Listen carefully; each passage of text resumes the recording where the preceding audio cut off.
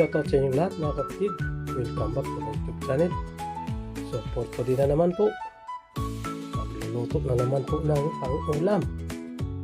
Ayan, ito po ang aking lulutuin. Sinigang na ulo ng salmon. Ayan, tingnan nyo ang aking mga gagamitin. Ayan po, ito ang ulo ng salmon. 3 balot-balot po siya. Ayan. At saka ito po yung aking mga gulay na isasahog. Yan po ang kangkong. Dahon ng sibuyas.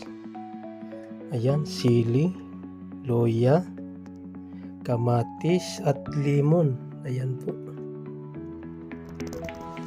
Maraming kangkong. So ayan, ito na po, na-prepare ko na ang aking lulutuin. Itong sibuyas na dahon at sibuyas.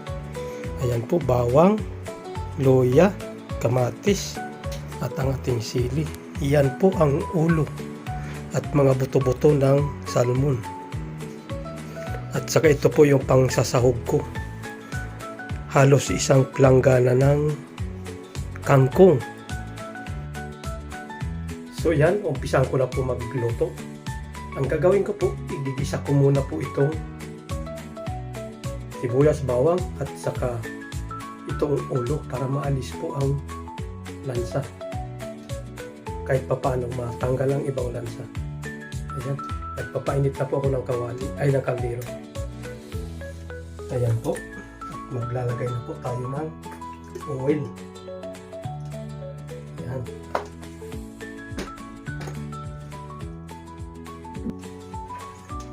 Yan, uunahin ko na po itong loya.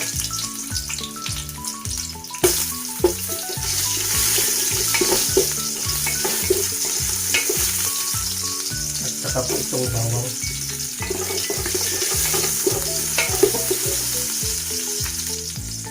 Ayan, at sige, okay na po itong aking bawang at loya. Isunod ko na rin po itong sibuyas.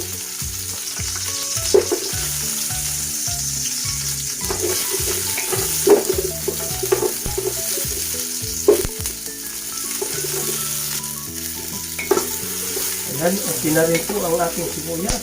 Lalagay na itong mga ulo at buto-buto ng salmon. Ayan. Isa-isa ko lang po ito ng konti. At saka ilalagay ang kamatis.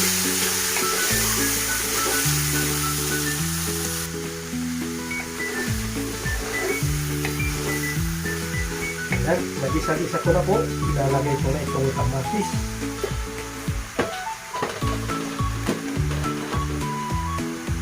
Ayan.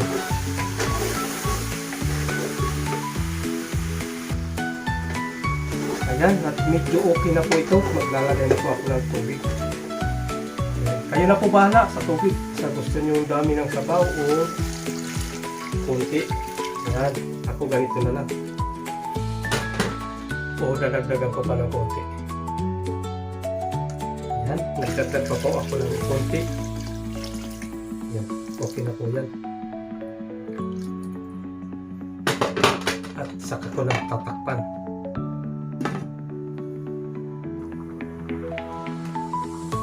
So ayan, kulong-kulong na po siya. At maglalagay na po ako ng asin. Ayan. Para malasahan na po.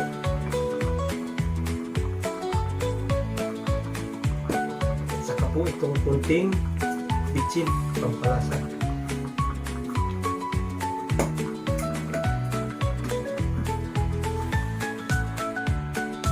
So yan, okay na po mga kapatid. Ilalagay ko na itong gulay na kangkong. Yan, katotak na kangkong. Masarap pag maraming gulay.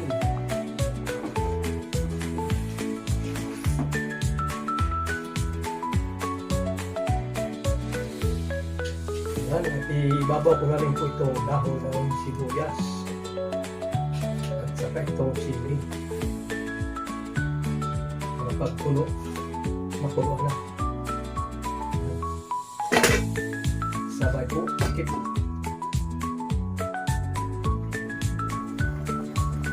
So, ayan. Luto na po ang aking kangkong. Lalagay ko na po itong aking pang-paasim. Ayan.